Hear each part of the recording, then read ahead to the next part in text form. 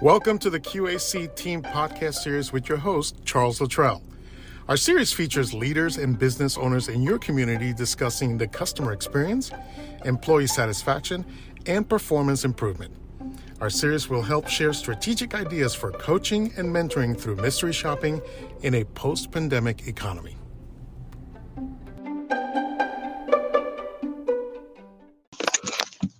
Good morning. I am here with Nicole from Hi. Crossroads Bistro. Nicole? I'm here. How are you? Good. Good morning. Thanks for taking the time to jump on the podcast with me. Of course. So- My pleasure. Thank you for having me. Absolutely. So go ahead and introduce yourself and tell us a little bit about you and what you do. Sure. So my name is Nicole Q.A.C. and I am the owner with my husband of Crossroads Bistro. We have 2 food trucks, a restaurant. We do about 70, probably about 70 weddings a year, not including, corporate events and stuff like that as well for our catering company. And then we have a restaurant in Sparrows Point in the building where my great-grandfather started his business back in 1935, actually. Yep, 1935. And so, yeah, that's pretty much my backstory. Wow, that is really cool. 70 weddings a year? Yes, sir. And I bet that keeps you busy. It does. It keeps me on my toes. That's for darn sure. Right. Now, I didn't know you had 2 food trucks. I thought you had 1. Wow, that's Yep. great. Yep. We have Little Green that started it all back in April of 2016. And then we have Big Blue, who we added to the fleet in I think it was April of 2017 April of 2018 if I'm not mistaken. And then we have the restaurant that we opened in January of 2017, and then we've started catering, somewhere in that 2018, 2019 bubble. Wow, that's great. Yeah. So you've been in for a little while, for a few years. That's great. We have, Awesome. So why did you decide to be a business owner? Oh gosh. Well, No pressure. I didn't actually make that decision. So long story short, my husband and I met in culinary school, and he followed me to the Greenbrier where I did an apprenticeship down there for 3 years and graduated, one of 375 people as of 2016 that had graduated that program in 75 years. So it's pretty elite. And so I graduated that, and we both wanted to move back to Maryland because his family is from, his family's from Cecil County and my family's from Harford County. So we really missed home.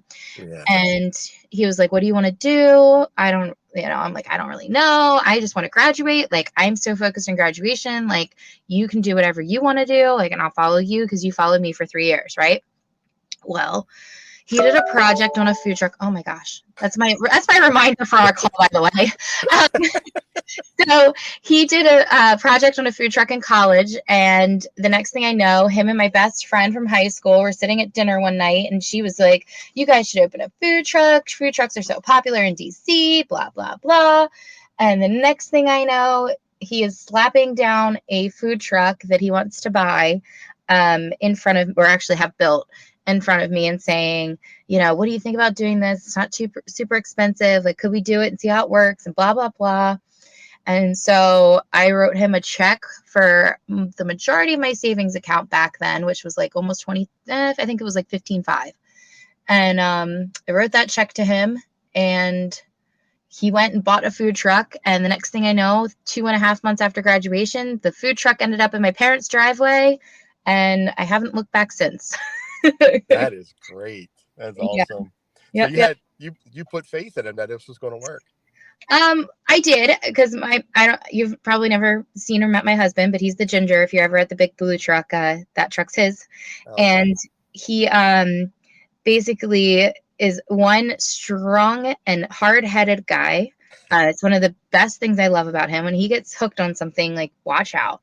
And he really is the man behind the scenes pushing the buttons. I'm just the face because he doesn't like talking to people.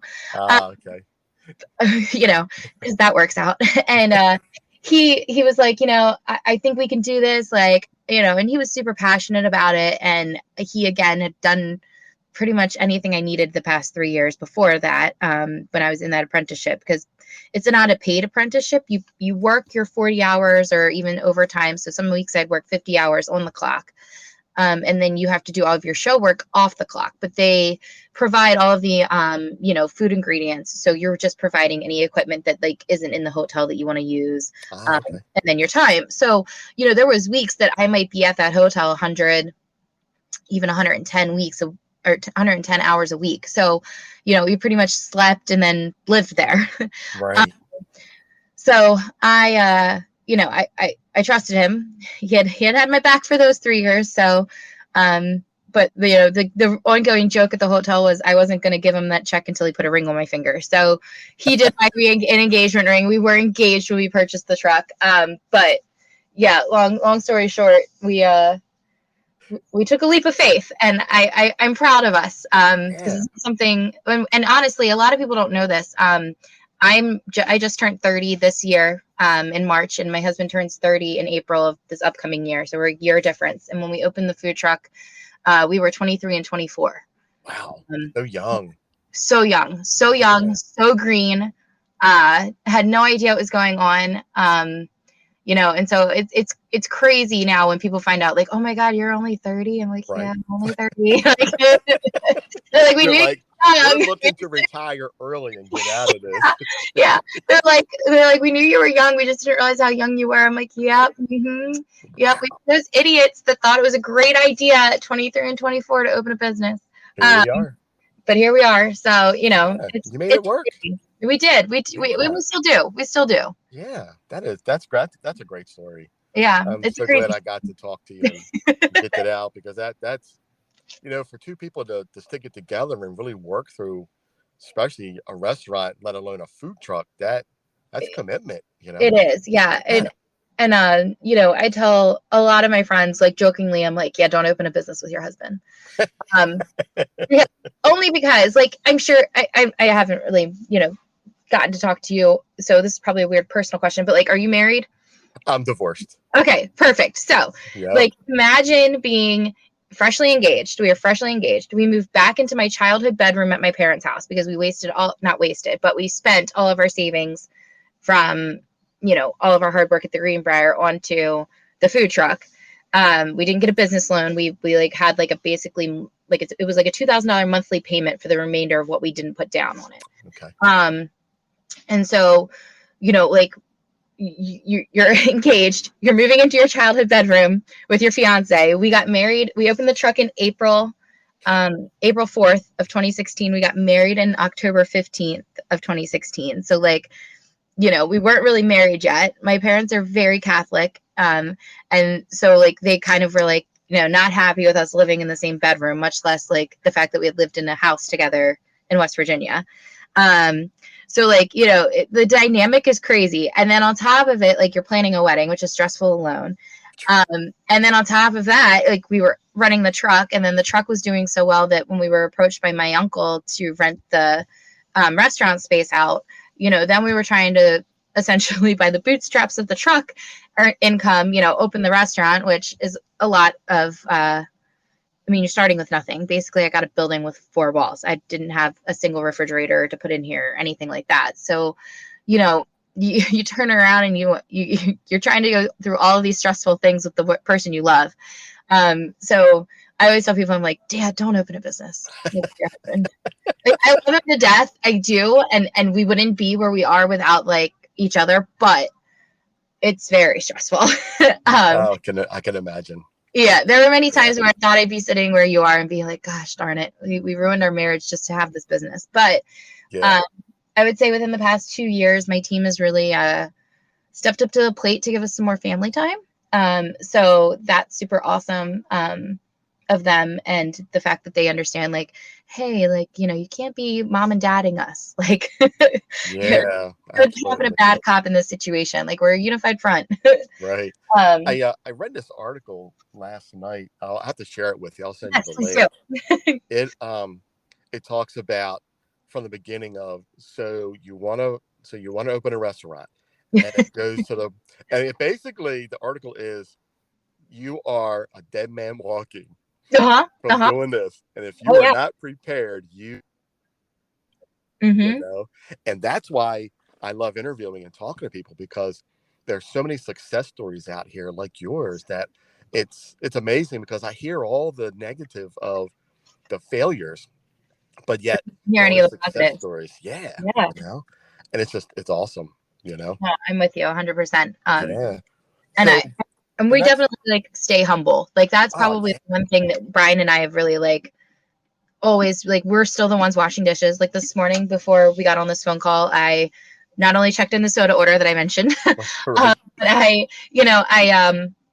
cleaned 2 deep fat fryers with one of my team members at the restaurant who needed some coaching on how to do it the proper way. And so, you know, basically like we really are the bootstraps of the company. Like there's not a day where if I work a wedding, I'm not taking out the trash with my team, or like they make the joke that like Nicole's the fastest dishwasher we have. And like, I'll wash all the plates at the wedding. Like, so, you know, it's really something that Brian and I have like kind of always done, is that we are not going to ask our team to do something we wouldn't do. And on the same front of that, like we really want to be involved in the company. We're not the type of owners that sit here with like our feet on the desk and, you know, are vacationing. And that's well and fine that if there's companies that can have those types of owners, this is our face. This is our business.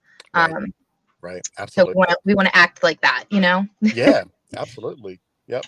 So we kind of tied the next question into. Oh, geez. Well, it's okay, because you went into because you went to culinary school and all. Because my next question was going to be, you know, why did you choose the restaurant industry and the, you know, in the food truck industry? What took you towards that goal? So that pretty much answered that. But there is one other fun story that I have.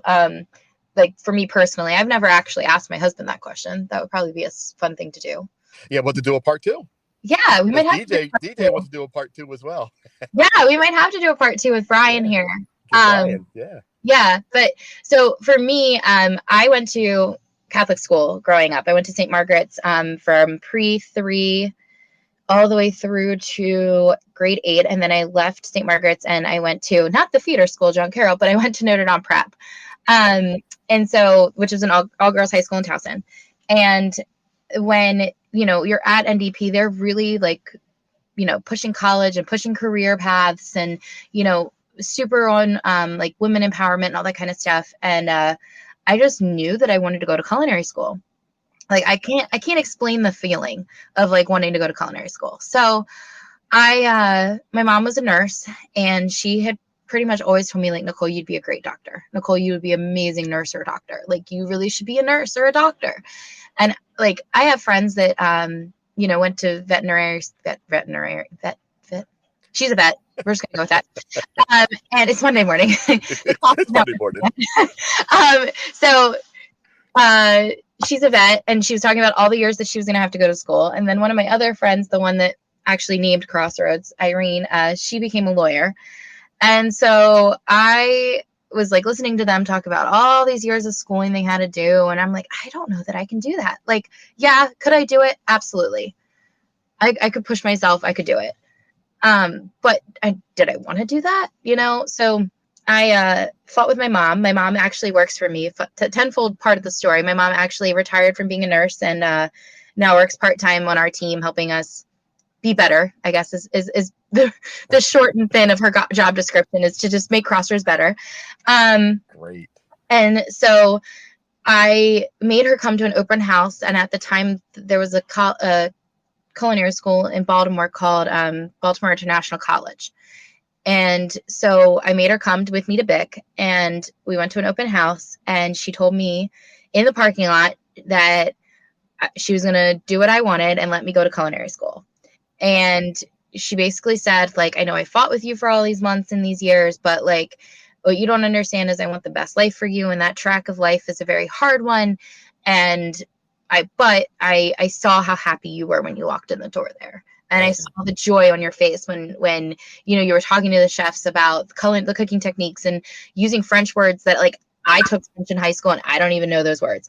And you know, like she would just like, I'm tearing up just telling the story. And like, you know, I completely want to support you in this and blah blah blah. So I tell you, we fought like tooth and nail, months and months. So I go into school the next day, go to NDP the next day.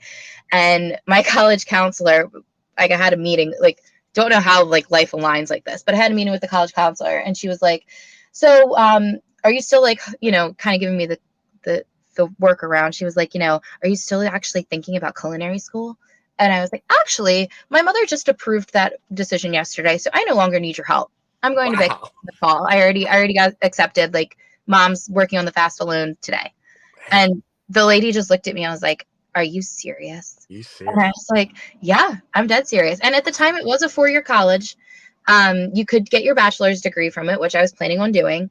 But then life is crazy. And that college lost their ACF accreditation. And before Stratford had bought them out, they wanted me to sign up for sophomore year. And I talked to my parents, and basically we weren't comfortable with paying that much money to go to sophomore year without that accreditation, because that's pretty much, the accreditation a culinary school needs. And so I transferred to the school where I met Brian in Pennsylvania, York Technical Institute, partnered with the Pennsylvania School of Culinary Arts. And I only have my associates now, but I did that program in a month, and I think it was 18 months. I think I did it in 13. Wow. Because I had a bunch of stuff transfer. Right. So wow. That's really cool. Yep. I would have never met my husband if that school didn't close down.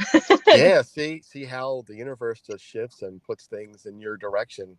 It does. Started with your mother, realizing that she saw in you what you wanted to do. That's a great story, Isn't it crazy? That's a great. But I believe in the universe and spiritual like that. So I believe that you're on your path. Yeah.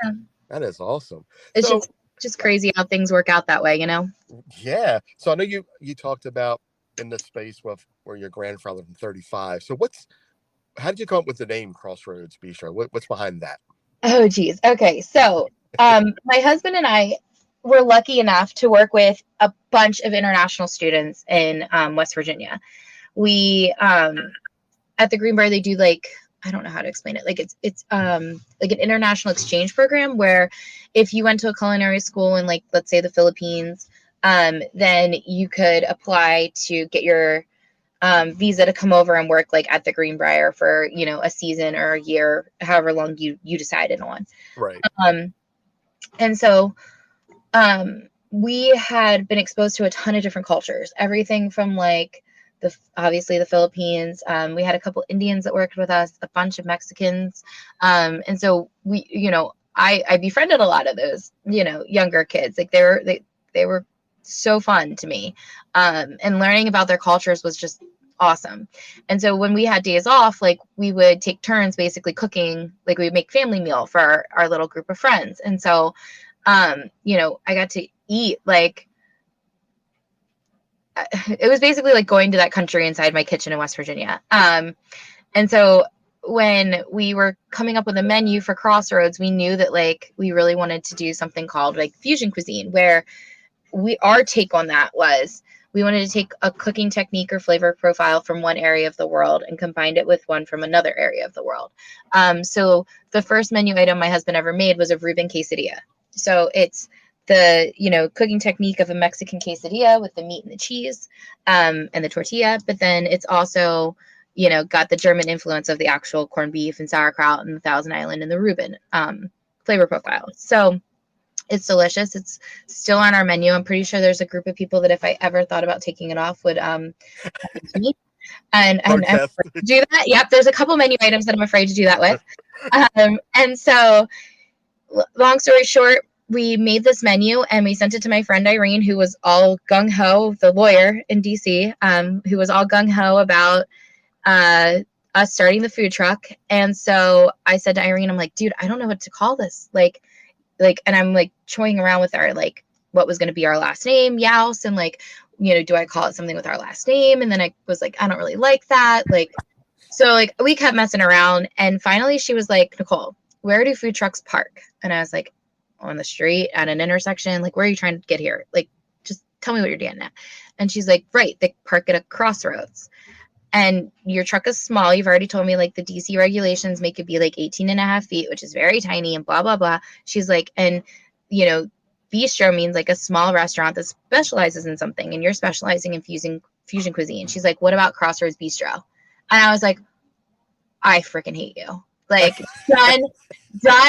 Like, it's been signed up. And the best part is, like, for the first year or so, we haven't done it too much lately, but for the first year or so, anytime something would go wrong, or like it would just be like karma, or like any of those universal things, and like we'd get a flat tire, or like we'd run out of food somewhere, like we would be like, oh, that damn Greek girl, like it's all her fault. Like and actually when we went to her wedding this past year, we told her the story, that we've been blaming her for quite some time because we had some drinks, and she was like, I can't believe that, and all this other stuff. But yeah, so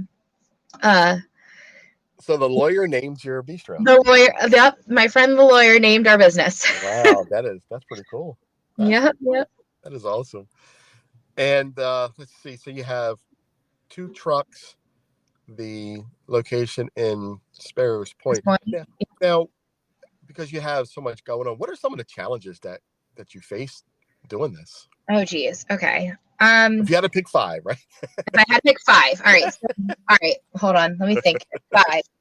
I would do 1 would be honestly like the supply and demand type thing right now. Mm-hmm. Like that's literally been the worst. I hoarded turkeys in the freezer for like, I don't even know, 8 weeks trying to get enough because we got on a stipend. And one of our biggest sellers that I would also be like, you know, picket signed if I took off the menu would be the smoked turkey cranberry maple sandwich. That's one of my babies.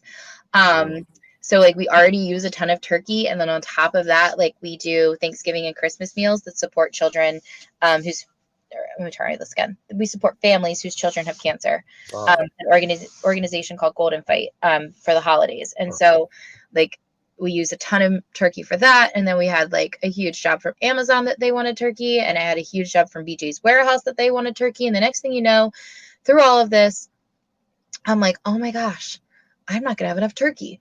So thank God for James, our food rep from Wagner, who's another small business. And he really stepped up to the plate to help make sure I had enough turkey for Thanksgiving. And now, you know, we've already started doing it for Christmas. Right. So I would say definitely the supplies and the shortages has been like the worst. That's what we sleep the most about.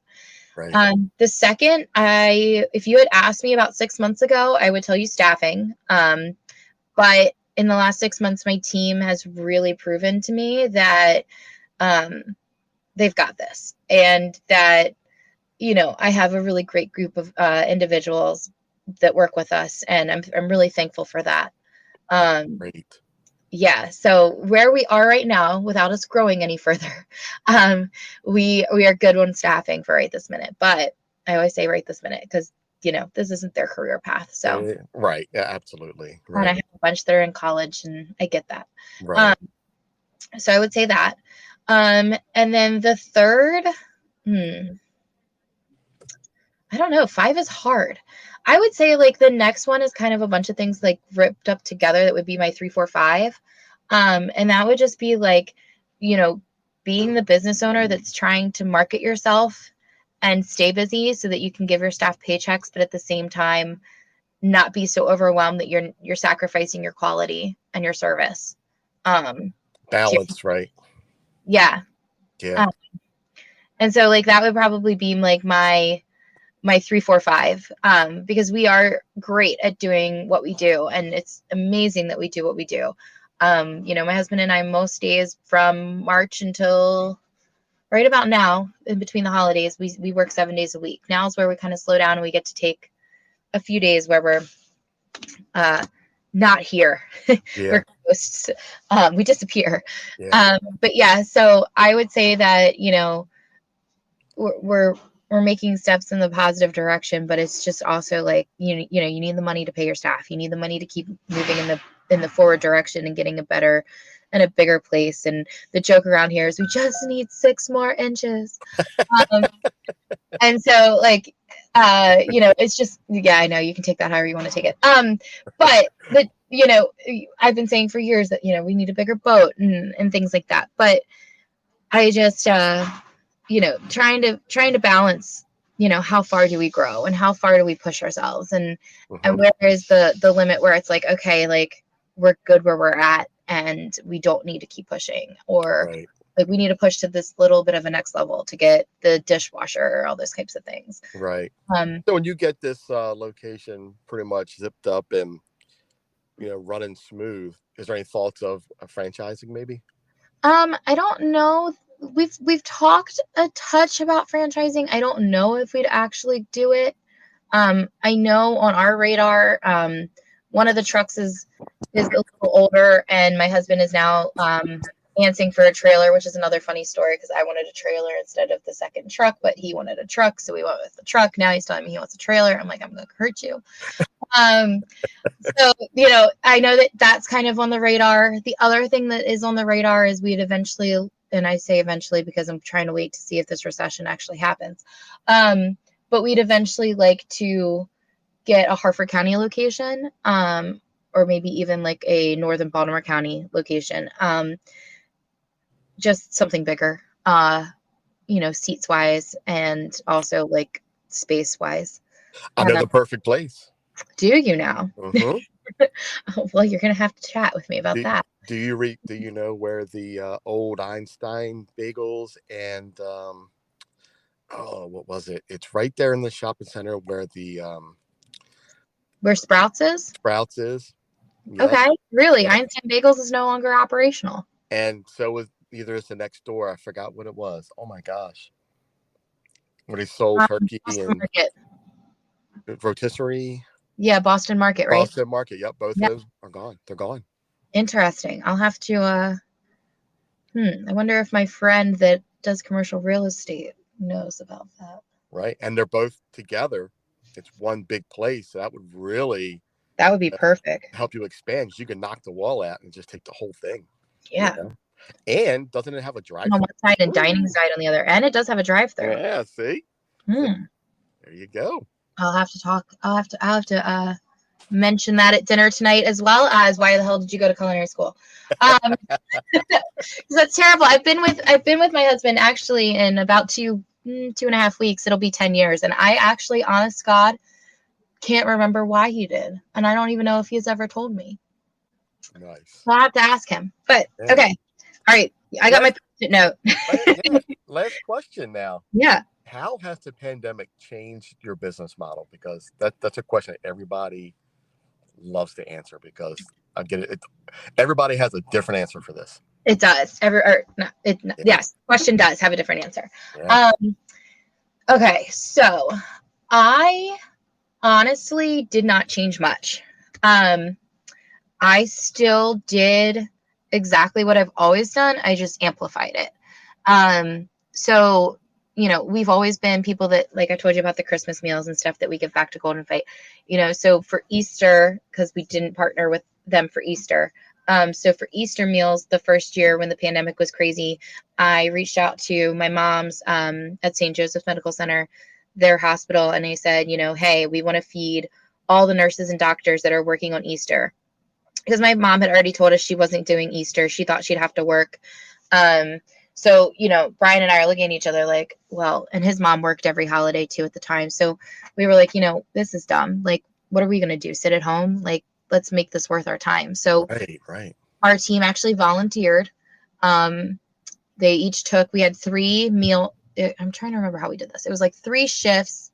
And we divided the team up and they all volunteered for plating a shift. And then Brian and I just fired the food.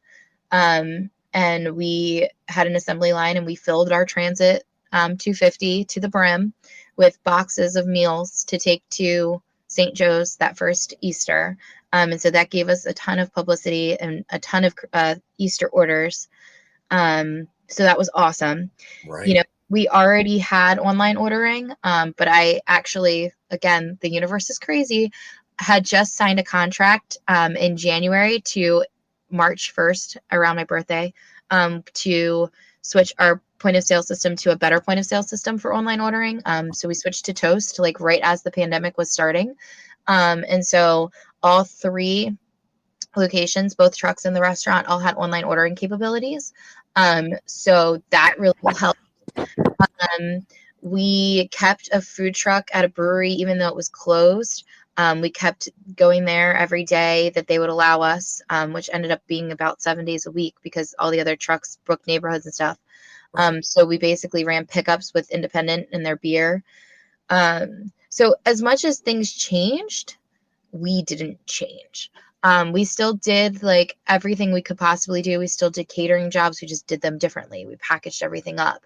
We still did things like, oh, you're not getting married now, or you canceled your wedding because of COVID. Like my sister was a COVID bride. She canceled her wedding twice and ended up getting married the third time, I guess I should say. Right. And so all of our brides and grooms, we rescheduled as many times as they needed to reschedule. We moved things around for them as many times as we could. And then if they weren't getting married, if they just pulled the trigger and had a backyard wedding with like their immediate family, we gave them food for that. That's great.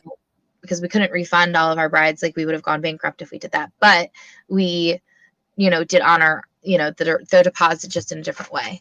Right. I'm trying to think. Really, I would say that it didn't change us, like as the question really asks, but we grew with it and we made our strides around it. Right. COVID So, made you stronger. COVID did make it proved to me that I could get my wheels turning. I mean, another thing we did was we had breakfast with the Easter Bunny scheduled. And so we had to move and refunded all those tickets. And then the following year, when it came time to do the breakfast with Santas and the breakfast with the Easter Bunny, we did them drive-through. Oh, wow. Yeah. So you drove through a winter wonderland at Falling Branch. So that was super cool. We transformed the front of the storefront into a drive-through, and you drove through down here. And you met Santa, and you could take a picture if you felt comfortable standing next to Santa, or you could take a picture in the side door of your car with Santa. Wow. Yeah. So really cool.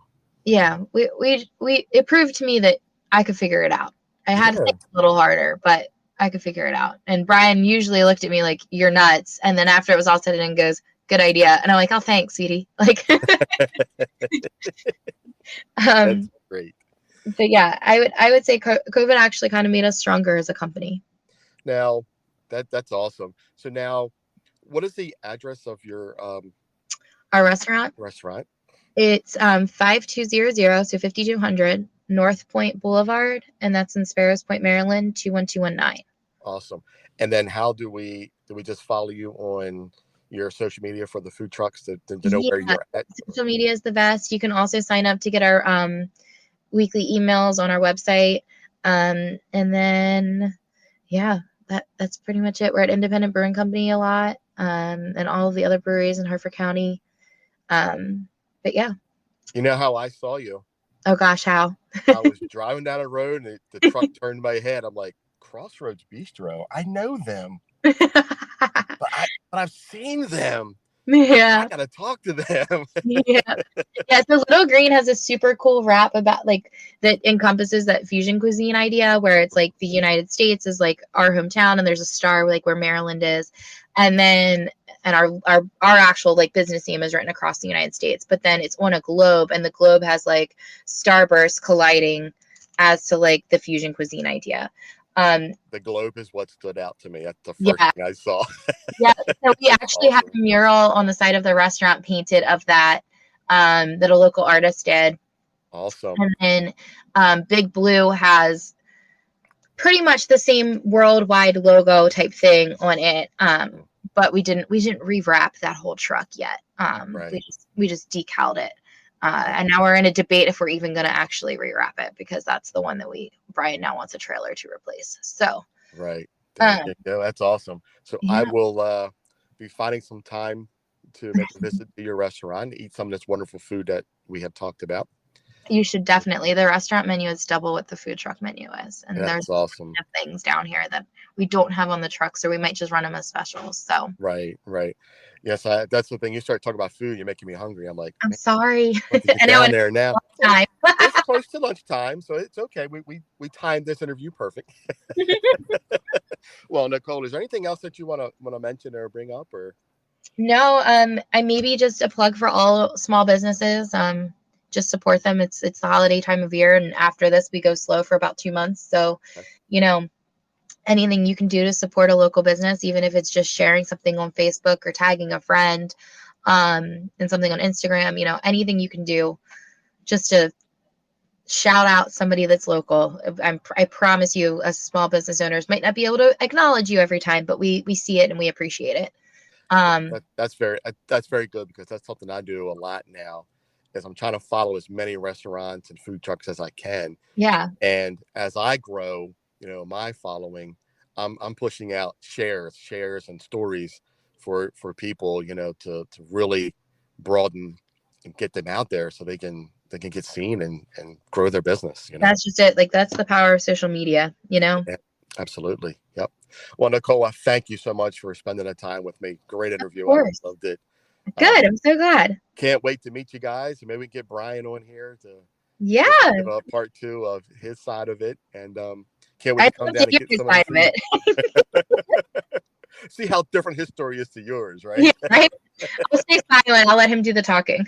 There you go. Right. That's awesome. All right, Nicole, thank you so much. Appreciate You're it. so very welcome. I hope to talk to you soon. Absolutely. Have a great day. All right. You too. Thank you. Bye.